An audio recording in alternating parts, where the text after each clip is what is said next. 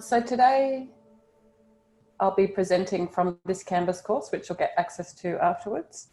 And I'll be using a range of real examples from online courses that we've developed in partnership, in a co-design partnership with academics. A lot of the examples will be from the Master of Intellectual Property Law, which is taught fully online, and also the Graduate Diploma of Migration Law. So they have some great teaching examples, online teaching examples, and they also get really positive student feedback in the SFS survey. So they're a pretty good example to look at. There are also other ones from a lot of FAST courses.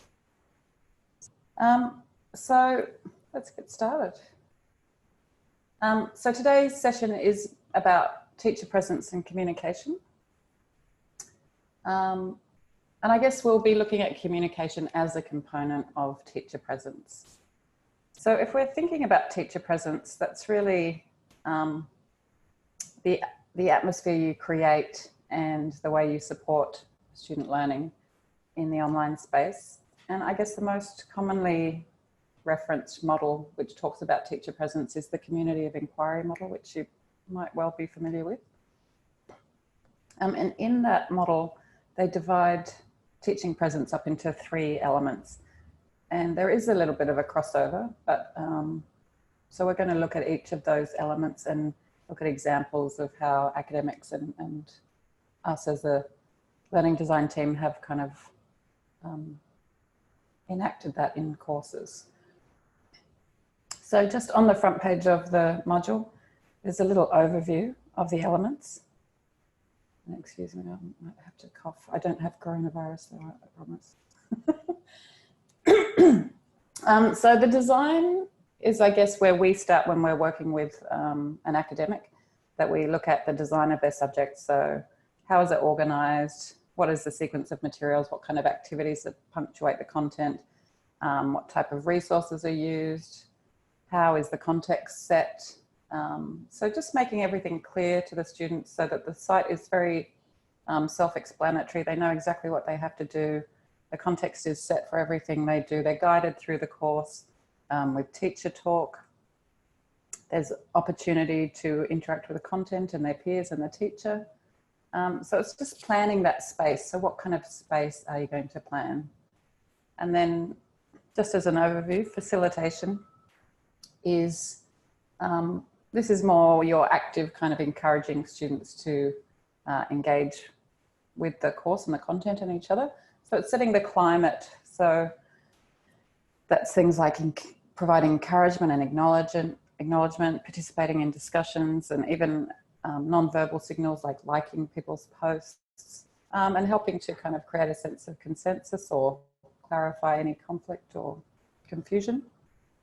And I guess a lot of this, we'll look at some really great examples from academics. Being your authentic self is a huge part of that, so students can feel a connection to you and create that rapport in the classroom. So things like using a friendly tone and the active voice, name checking students, participating in an introduction forum yourself and allowing students to see who you really are. Things like communicating regularly through announcements, relating it back to your own experience, and warmth and humour are really important to create that safe and welcoming space. And then finally, direct instruction is the part where you do your kind of teaching of the discipline matter. So that's thinking about how you deliver your content and activities. So you might choose different modes of delivery. You might want to chunk up your content and intersperse it with activities so students don't get overwhelmed with a wall of text. And a lot of that would also be moderating discussion, so getting in there and helping to clarify or guide students in a discussion. And importantly, this is where feedback comes in. So that's a really critical part of teaching in the online space, or teaching in general. So building in those opportunities for feedback and actively giving feedback to students that's meaningful and useful. So let's take a look at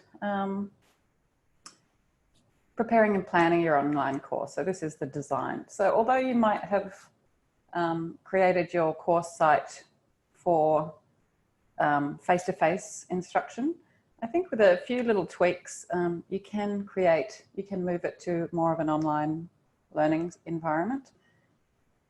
So I guess one of the things when you're planning your site is moving away from that idea of your LMS being just a repository where you guide students to get a PDF or a file. So when we work with an academic, we think about creating a whole learning and teaching sequence and how students move through that and how we guide them through that.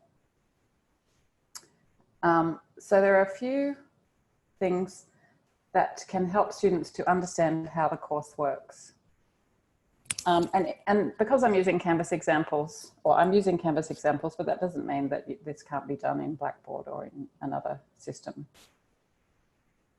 So one of the things that we do at the Postgraduate Learning Design team is when we get a subject, rather than using an arbitrary weekly structure, which doesn't really give students a sense of the context or how things relate to each other or how it relates to assessment, we actually divide the subject into modules. And I think that really helps students to get a sense of what each module is doing, what they're going to get out of it, and how this is going to relate to their assessment and out into the real world. So I guess some guiding questions are, what do you want them to learn in this module? How's it linked to the subject learning outcomes?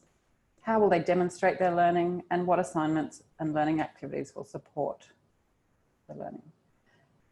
So I thought we'd take a look at a few examples. So after we've divided a subject into modules, and then we build the subject in Canvas, we always have a module overview for every module, which gives students a clear understanding of what this module is about, what's expected from them, and what they'll get from it, so what they'll be able to do at the end of it. So this is an example from an advanced journalism subject. So, and this module overview page can be tailored to suit what you want to communicate, but it's important that it lets them know what the area, the topic is, what they'll be able to do by the end of it, and also the type of activities that they'll have to do to complete the module. So that's an example from advanced journalism. And this is an example from international and intercultural communication. So you can see that they're slightly different, but what we have in both of them is an image that kind of conveys the theme, a little overview about what they're going to be looking at, the areas they're going to be looking at, and kind of like mini learning outcomes. So the learning outcomes for that module. So they're clear about what they're going to get from the end of it. And then also what kind of activities are they expected to do. And so the module begins with the module overview and it ends with the module summary. And the module summary is an opportunity for students to recap what they've learnt and also encourage them to reflect on how they feel about whether they have met the learning outcomes or how confident they feel. So a nice example of that is from a podcasting course. Actually, that's the wrong heading. It's not. It's from arguments, evidence, and intuition. So it's looking at how they went with the outcomes, so applying their CRAP test and working with big numbers, then an opportunity to reflect. And this comment box here is anonymous, but students post in there and they'll be able to see what other students got out of it. So again, creating that peer learning and that social element.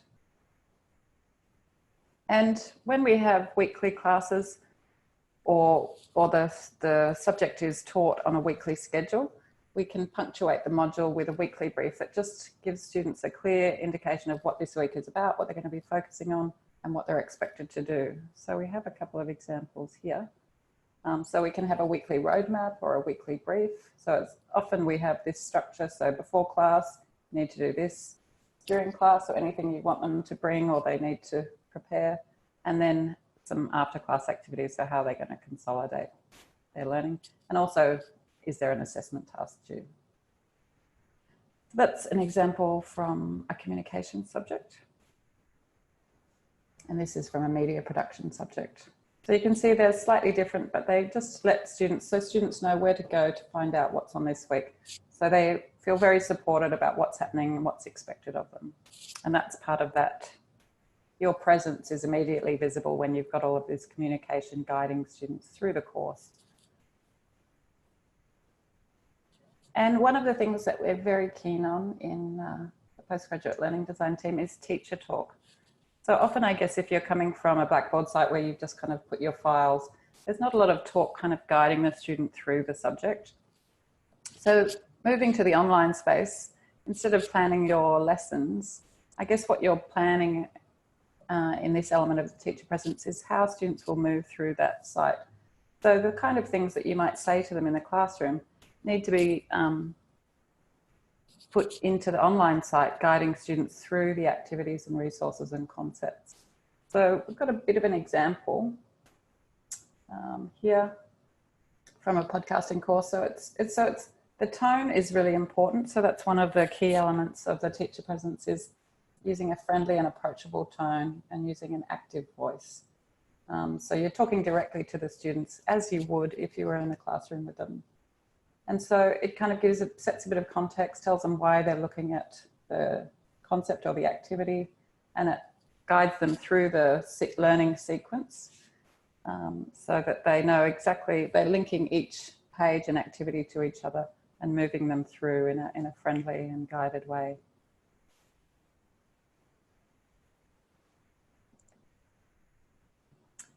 And designing the learning activities, so making sure that students, when you're planning your course, that students don't just have a whole series of content and then maybe a quiz at the end of it, but that the activities are interspersed throughout the content. So if you have a bit of content, then there's an opportunity to apply that content and get some feedback. So designing your learning activities to make sure students have the opportunity to engage meaningfully with the content and get feedback. So we have a lot of little tools, and if you're in Canvas, there are a lot of these tools you can use yourself. Some of them, this one is a little polling tool. So this learning activity gives students the opportunity to kind of test their understanding or their preconceptions and also compare themselves against other students. So it's creating that social presence, but it's a very low stakes activity because it's anonymous and there's no right or wrong answer, but it allows them to kind of get a sense of where they fit in the class. So in this one, they're talking about what they think ethics is. Then it moves on to a little video, short concept video, where Simon Longstaff from the Ethics Centre talks through what ethics is in a really approachable way. And then there's a little check your understanding. So I guess thinking about little activities that help students come to grips with a concept. And another example is,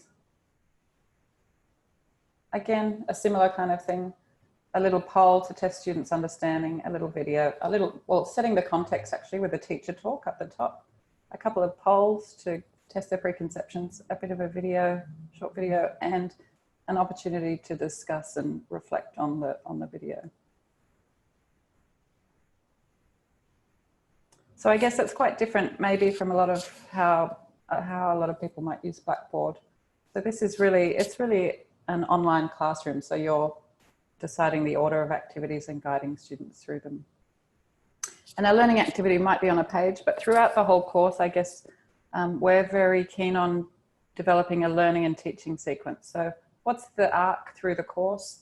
Is there a narrative, and how does that move through each module? So really thinking about the order in which things are delivered, so that you might start with a low stakes activity, move to some kind of content, an opportunity to check understanding of the content, and then perhaps a discussion or something a bit more complex, moving through the Bloom's taxonomy. So these are some more examples, similar again. So we're using authentic materials here. So this is a survey from the ABC, and then the students enter their results, and also they get that social aspect where they can see how other students have responded and where they fit in that. And this is a sequence that goes through a module. So this is an example from the Master of Media Production and Industry. So they start off, talking about a single story, and it's about bias and identity. So they watch the video, they reflect a little bit on what their story would be. Then I think this is, oh yes, sorry, the sequence. This is the first page of the sequence. Then after they've done that, they look at their social class, they move on to the single story, and that's related back to how they got defined by the survey before and how they feel being put into a box.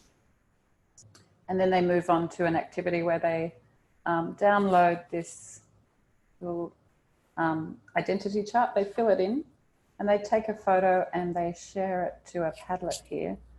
So it becomes a very social activity. And this also feeds into, this is for a blended course, it feeds into the class that they have, but it could feed into a later activity. I think in this one they take someone's identity chart and turn it into a story, because the subject is all about storytelling. Okay, so that's, I guess, designing, preparing and planning your online course.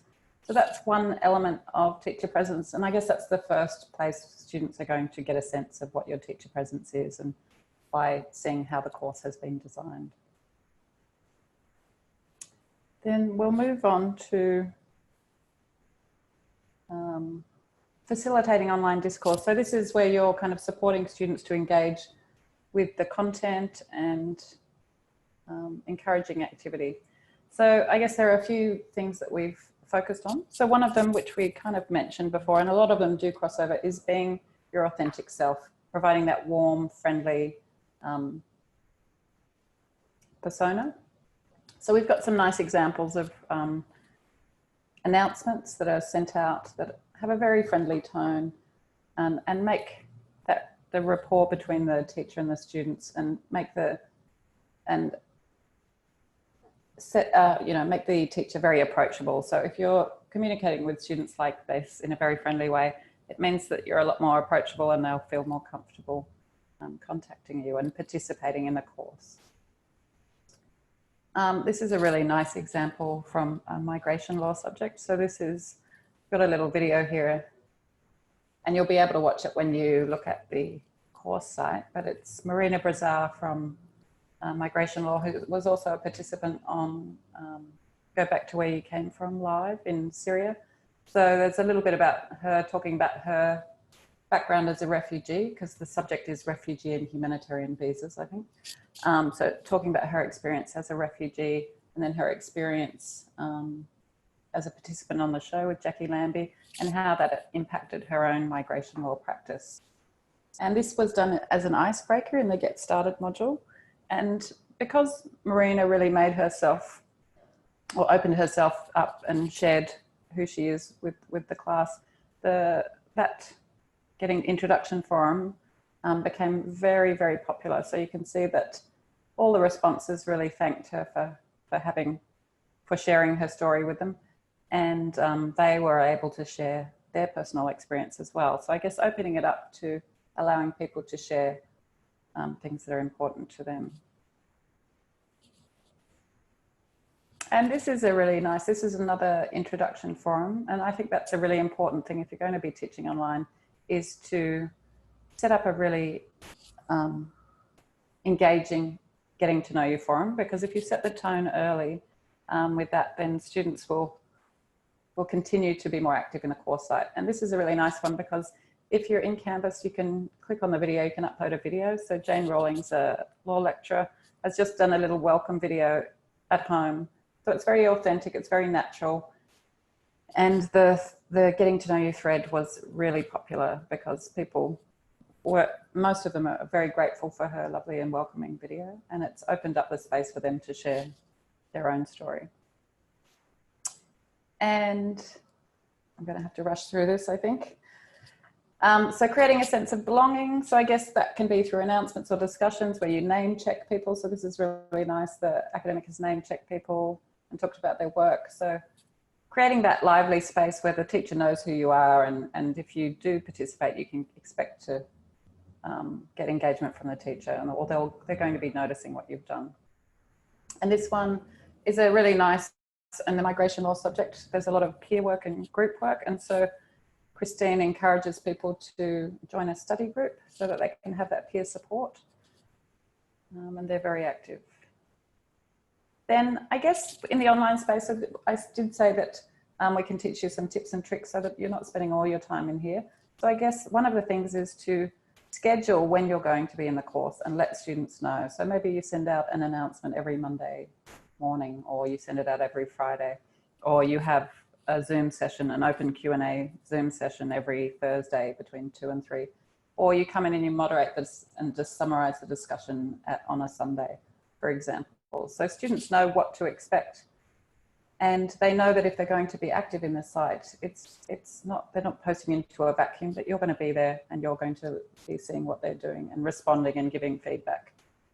So you can see this is just some ways that announcements are used. So encouraging and motivating, letting them know when marks have been released, if there's new resources been added, upcoming classes, this feedback survey, and when new content is available. So just keeping that regular channel of communication open so that they know that you are present and engaged. And managing discussions is really important. So there's nothing worse than an online discussion where you post into it and that's it, that's the end of the line. There's no feedback, it doesn't go anywhere. So it's really important that if you're going to expect students to participate in discussions, that you're in there. And it may be just once a week, you might read through all of the discussions and note down the main points and write a summary post that might clarify any misconceptions, might name check a few students for good answers, and give your perspective on the question that was posed as well. So I know that when I was studying online, and that's how the discussion forums were managed, I used to look forward to that day every week when the teacher would come in and do that summarising post. And this is another example. So if there's a discussion going on and it needs a bit of clarification, or you want to encourage a few people or compliment a few people on their participation, that's really going to drive engagement in the forums. So I think that's a really important role in facilitating discussion, encouraging students to post and making those forums active and purposeful and useful. And then also when you're managing discussions, if you can come in and share your personal experience. So this is a cute one from intellectual property law, and Sonal is the tutor. So she's come in and talked about her own personal experience where she had to take over a trademark portfolio suddenly. So sharing that real world experience is also something that's really meaningful for students. And also, I guess, modelling expectations. Oh, that's Marina again. In that. But I guess if you're expecting people to post in the forum, that it's a good idea to do that yourself. That needs to be fixed. And I guess online presence. So sending announcements is good and sending them regularly, but if you have a regular presence in the course, and there are a lot of different ways to do that. So you can just record straight into Canvas, or you can upload a video that you've just shot on your phone, or you can have a little Q&A Zoom session. So for migration law, they have regular Q&A sessions so that everybody knows when the academic will be there and they can come in and just ask any questions that they have. So that's a really nice way in an online forum to have that, maintain that close connection and allow kind of a free space where people can just ask what they want to ask and it's not just teaching. Okay, I think that's it. And then last one, and I'll try to hurry up a bit. So direct instruction, this is kind of where you share your disciplinary knowledge, or you transmit your disciplinary knowledge and you guide students through the learning of the discipline content. So there are a few areas to that. And I guess the most important is feedback. So that's students are crying out for feedback. They really value it. And there are a lot of different ways that you can give student feedback. So this is an example from migration law where she's giving group feedback. So this is really helpful. It's a summary of how they went in the task and the kind of common strengths and weaknesses. So that goes to everybody. But on top of that, this is an example where an academic is just doing a little screencast where he's going through some submitted work and giving feedback on it. So that's a really lovely way of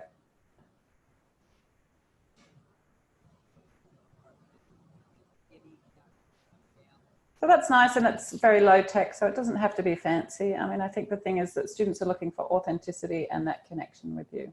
So it doesn't have to have high production values, but just that sense that you're engaged and that you care.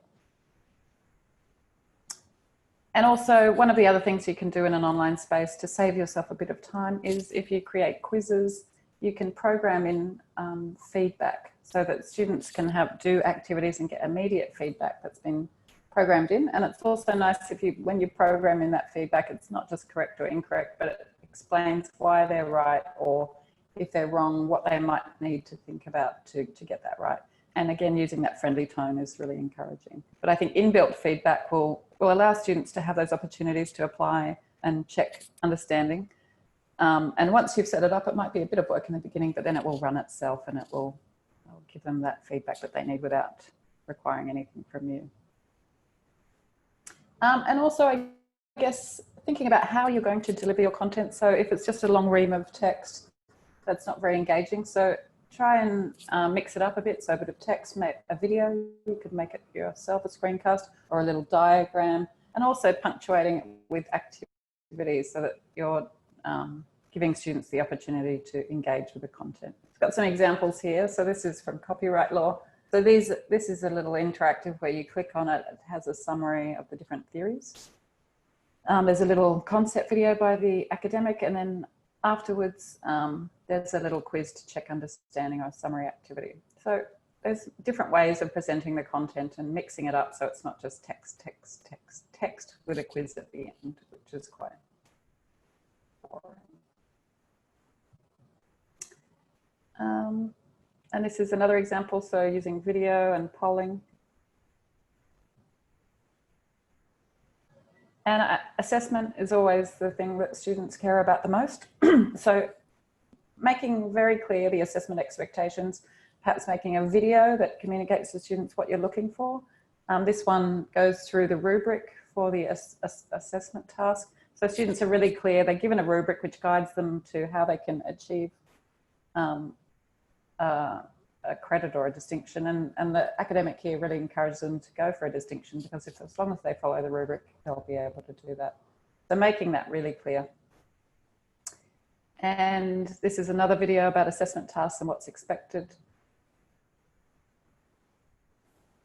And more videos about assessment tasks. So I think just guiding students, making it clear how to be successful in assessment.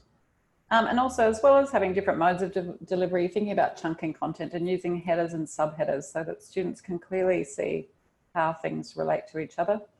And that's not a great example, but on a page, if you have quite a lot of text, if the headers are guiding them through so they can quickly look at the page, scan it and see what the content on the page or what is going to be on this page. And also making it relevant is using authentic materials as much as possible. So relating theory to the real world.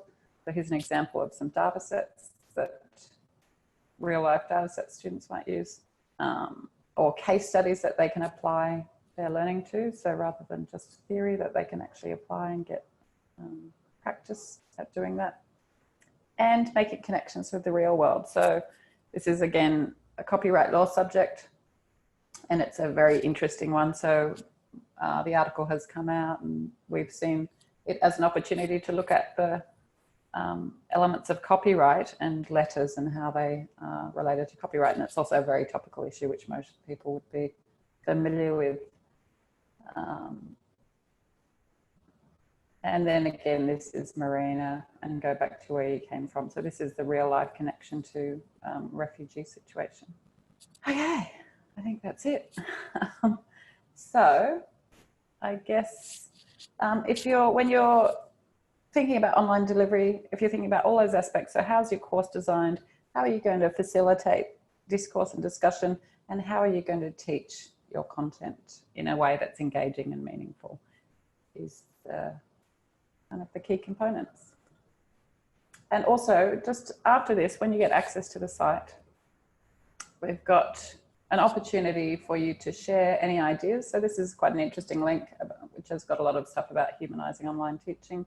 But you can share links here, or you can share ideas. So you can add text. This is a Padlet, and you just go to the pink button and you can add a link, upload a file, a photo or anything. So it'd be great if we turned this site into a bit of a resource that everybody can use and come back to. So if you have anything good that you'd like to share, please add it there, and I'll also add some more links at the end. And also there's a discussion forum here. So if you have questions after the session that you want answered, or you might have an idea that you want to share, please post it here. And if anyone else has ideas, please feel free to respond to each other, and we can make it a lively place where people can kind of share their ideas and how things are going. And we'll also keep an eye on it, and hopefully if there are any questions that can't get answered, we can help there. Okay, I'm going to throw it open to questions now, if I can find where they are. There.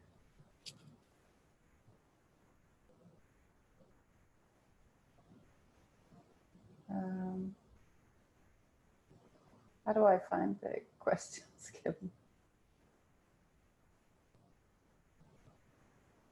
So I'll read out one question that we got a little bit earlier in the session from Angela. So Angela was asking about how different modules, students work through different modules on their own. She understands the subject was set up as online from inception. So how would we apply this for those who are converting to online in a short space of time? Yeah, so I guess what you need to think about is how you would facilitate that in a class. What is the sequence that you would like students to move through if you were teaching it in a class?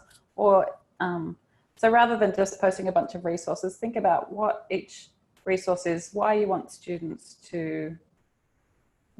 to read it or look at it, what you want them to do with it, and what you hope to get out of it. So I think adding that teacher talk is something that's a bit of a quick win, but it's your voice that you would normally have in the classroom, but you're putting it on the page. So you're giving the context to why people are looking at things, what they should do with it. Give them an opportunity to interact with the content. You might have a couple of prompts, perhaps, for a video. If you don't have the time to kind of create a discussion for them, you might just prompt them. So while you're watching, look at this and this, or as you read, think about this, and then perhaps you have a discussion after that where people compare their answers. So I think it's looking at your resources, the sequence that you want students to go through them in, and thinking about why you're getting them to do that, and then just communicating that with them, giving them activities around each piece of content. So one of our principles is that I would never have a decent chunk of content without an activity that allows students to engage with the ideas. And also, I guess, if you have those, if you think about how your course naturally divides up, so you might have been teaching on a weekly schedule, but actually often when we meet with academics, they already can see how it divides into modules, and that sets that context so students understand what this module is about and how it relates to it. So if you can think about that and have a bit of an overview to what this module is about, rather than just that weekly thing, that doesn't really give students that bigger picture. Sasha, I'll mention one other question that's come through from Angela. Angela's asking around copyright, what protocols do we need to follow regarding use of images? Where might Angela be able to find some information on that? Okay, so there is well, we'll put a link in the course about images, but there are a few great sites that have free images. So one of my favorites is Unsplash, and we'll put all of these into the course site. So Unsplash has a lot of beautiful images that are copyright free or free to use them. And there are other sites as well, but we'll put a bunch of links there. We have a Shutterstock account, but we're lucky. But yeah, so there are a lot of images that you can get from sites like Unsplash. Fantastic. And one other thing I would add is obviously the library has a lot of resources around how you can copyright and display the copyright appropriately for some images used for educational purposes. So definitely reach out to their team if you have any specifics that you want to be putting into either Canvas or Blackboard, whichever LMS. And you can email, I think it's copyrightofficer@uts.edu.au, Matthew Noble, and he can help you. But then I guess if you can look at a lot of Creative Commons, and if you're doing an image search in Google, you can use the tools to search for images that allow reuse as well. Or you can look for Creative Commons sites. Fantastic. Well, if anyone does have any remaining questions, obviously feel free to post them in the chat, but I will also open up if anyone wants to unmute themselves and ask a question. I can see that Cleo has a hand up. If anyone wants to ask a question, feel free to unmute yourself now. Hi, yeah. I thought I'd give it a whirl. I'm Cleo. It's Right. my first time using Zoom. Hi, and even just sitting here, I'm noticing how I feel differently about engaging in in a group discussion. And I was wondering whether you or anyone else in this session has had experiences with this, and sort of seeing has a comparison in their mind of how students engage in a kind of online virtual discussion in real time versus in the classroom, and if they have any tips for making that work online. So yeah. So I think online discussions, as long as students know that they're not just posting into a vacuum, but actually you're going to come in and look at it, and that you encourage kind of students to talk to each other. But it actually frees up people a lot because they have more time to think about their posts and compose them rather than being on the spot in the classroom. So if you put the work in to kind of support that and acknowledge what they are doing, and I think that weekly summary is really valuable, then you know, because when we meet with a lot of academics, they say, oh, no one's going to post in the forum, but then you know, a month later, especially in the online law subjects like the posts, there are, I don't know, 55 posts or something in every discussion. So, but they know it's a valuable discussion because they know the academics are going to be in there. They're going to be able to talk with their peers. So I think just kind of, especially in the beginning, like that introduction forum, if you really kind of get that off to a good start, it sets the kind of expectation and the climate for that participation. And I think there was a workshop on discussions yesterday, and I think it will be run again next week. But thinking about the prompts, relating it back to something interesting or kind of real world a bit, but having a very focused and clear discussion so students, and setting the expectations, like how many words they might write, or you know, giving them some bullet points of areas they might cover, so they're really clear about what it is that they're meant to do. Yeah. And I don't know if you're in Canvas, but we have like the more formal discussions, which is like this one that goes on my screen now. Or we also have comment boxes, which is more like an experience you might have on the internet, and you can build them yourself. So you might have a bit of content, and then you can just have a comment box underneath, so that it's more, there's less of a barrier to entry to that because it's lower stakes. It's more similar to an experience you might have on the internet. And also polling, using that allows students to kind of, they're just more low stakes activities, and then it kind of builds them up to a more formal discussion. Yeah. Thank you. Yeah. I can see as well in the chat that Chris has also made mention to an example of how he used Teams as a way of chatting with students for a class on Monday.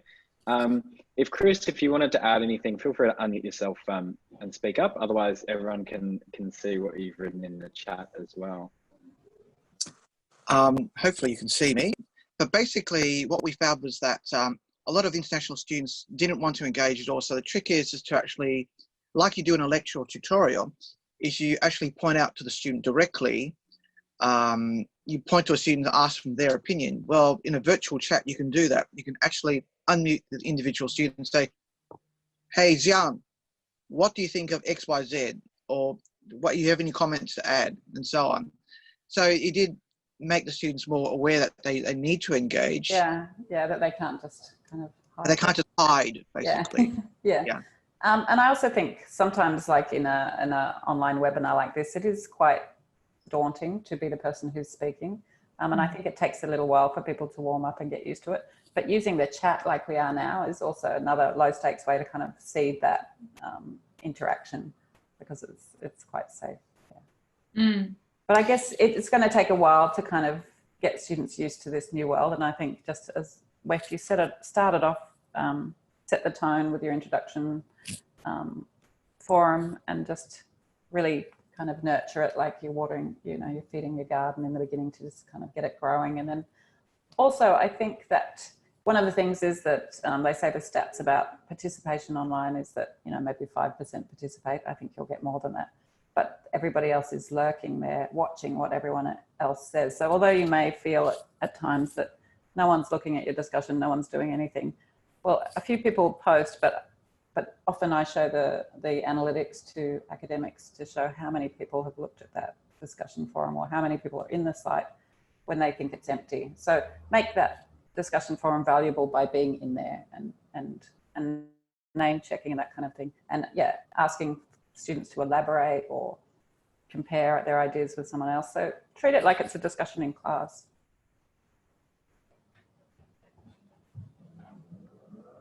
Yeah, and you could have a, that's what they do in migration law, is they have a little practice Zoom session in preparation week. So it's not a class, it's just a little session to kind of practice and orient them to the subject. So it's very low stakes. So you might start off with a little, everybody let's practice Zoom, download your Zoom and get on. And Ariane suggests recording a welcome video. Ah. An interesting one. The students to record a welcome video. That's nice. They can do it in the discussion. So like the academic did in migration law, she just recorded her introduction into the discussion to model that expectation for others. You can encourage students to do that. I do think that's kind of maybe a bit of a big ask in the very beginning.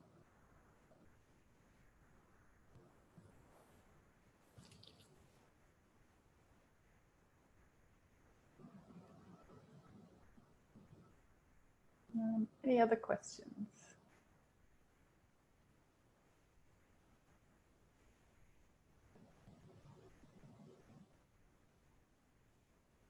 So as the last few questions do come through, obviously we're going to be here until 11:30, and you can obviously stick around and we can answer any of your questions in a smaller context. But if there aren't any more questions, I'll hand back to Sasha, who with myself will be sticking around after as well.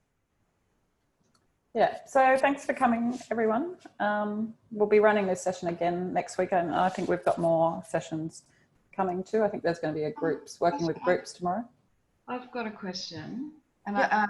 Sorry, I just I have to go to another meeting at 11:30. So yep. If there's no more questions, sorry, Kevin explained that you were trying to keep it focused. But as an expert in delivery, I'm just wondering if you've got any tips on how you'd suggest we might manage the chat function at the same time as delivering content.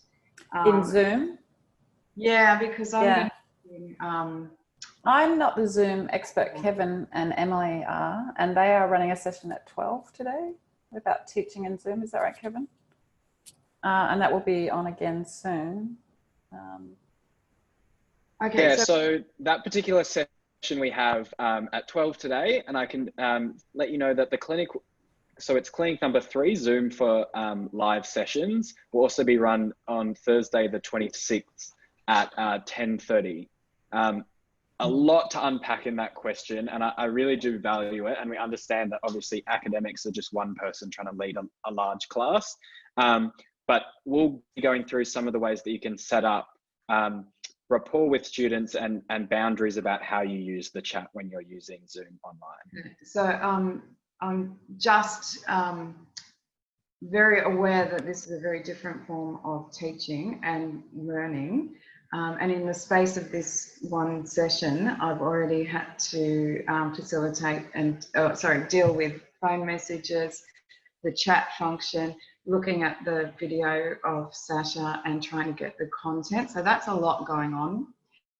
So I just was hoping that maybe Sasha might provide personal insight on some experience to help us move from face-to-face to online.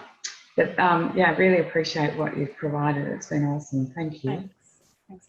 I think practice makes perfect too with Zoom. Like it's a bit tricky in the beginning, but the more you do it, the better you'll get. But I do recommend Kevin and Emily's session. Great. Yeah. Thank you so much. Yeah, pleasure. And Jochen, which additional tools? So Jochen, I don't know if you know, but H5P is now integrated into Canvas. So you can, when you're in the rich text editor and you go to the V, you'll have a H5P, which is all those kind of little quizzing activities. And you can use comments box and polls, and I'll probably be seeing you soon so I can show you how, if you like. Yeah. Oh, this is so this is perhaps not. It's more of a. There's a maybe this is not a question for this forum actually. So I'll hold off. I'll ask privately later. It's more about which Zoom workshops you would recommend, because there's a few going. I think there's one at 11:30 as well. And yeah, so they're two different things, aren't they, Kevin? One's more about the kind of tech side of it, and one's Kevin and Emily's is more about the teaching side of it. So they both complement each other, I think. Okay. Yeah, definitely. So if you're definitely new to Zoom, you might consider attending the first session with the LX Lab staff. And then clinic number 3 that I mentioned earlier is Emily and I will be going through more about the teaching strategies and less so about the technical aspects of using Zoom for the first time. So you can kind of work out what's appropriate for you, but it will be run, as I mentioned, this afternoon, but again, next Thursday, that Zoom workshop. Okay, thank you. Thank you so much. And thanks for everything today. It's been really, really stimulating. Great. Yeah. And if you have any other questions later on, you know, this discussion forum is here and we'll monitor it. And if you want to, you can subscribe to it to see if there's anything going on in there. But yeah. Okay. Thank you. Awesome. All right. I also want to say thank you. It's been fantastic. Really, really useful. Thank you. Thank you.